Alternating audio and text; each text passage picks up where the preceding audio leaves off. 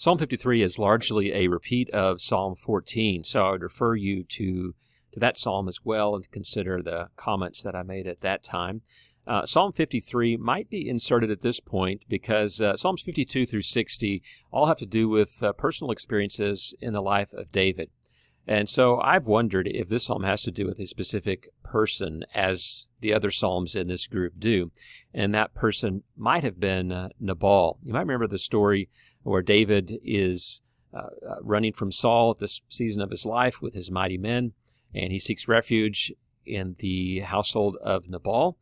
And Nabal won't have much to do with him. He doesn't want to bring trouble unto his own head by getting crosswise with Saul, and so he's reluctant to show hospitality to David. Now, Nabal happens to be married to a woman named Abigail, who was identified as one of the wisest women that ever lived, and you can see why, because she recognizes that her husband is a fool, and she tells David that in as many words, and she makes sure that David and his men are cared for, and then Nabal comes to a quick end.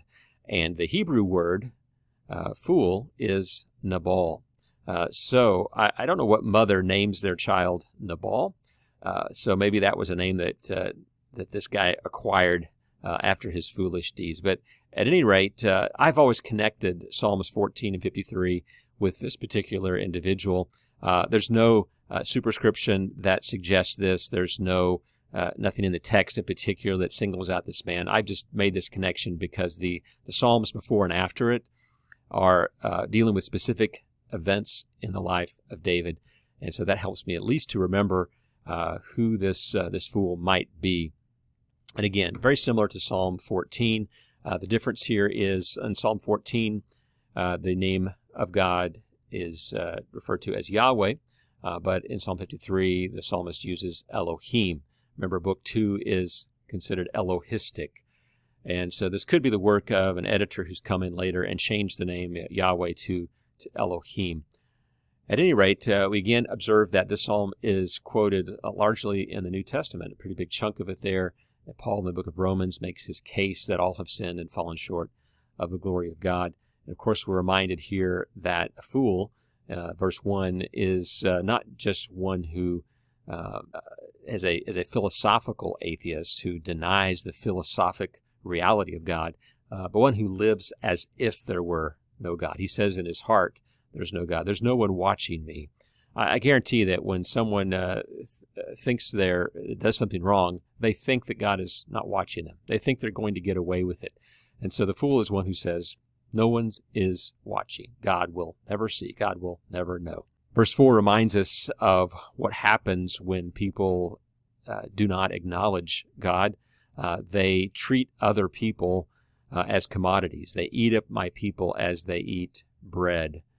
That's what happens when we work evil and we have no knowledge of God. We see things in the world as from a materialistic perspective.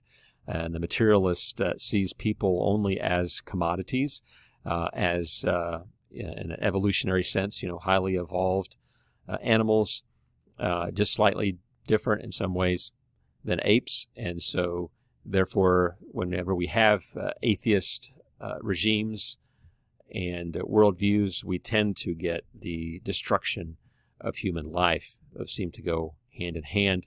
So David writes of this 3,000 years ago. Things have not changed. Verse 5 I've highlighted because it is different than Psalm 14. They're in great terror where there is no terror. So those that don't trust in God and live as if there were no God, they find themselves constantly afraid, constantly anxious. And they should be, because here's the imprecation, the curse in verse 5, for God scatters the bones of him who encamps against you. Put them to shame, for God has rejected them. So scattering the bones was as a means of disgrace. The Jews were very careful in the ancient world to protect the bones, the body of the dead, and to honor those, and so to scatter those bones as the bones of an animal was killed and scavenged was a way of signifying disgrace. The psalm concludes with a prayer that is a bit different in Psalm 14, 5, and 6. I've got that there, you can see. But it is a prayer for salvation to come out of Zion. And of course, David here is ultimately, messianically here, praying for salvation to come out of Zion, and that will be through his own Son, the Son of David, Jesus Christ, salvation out of Zion.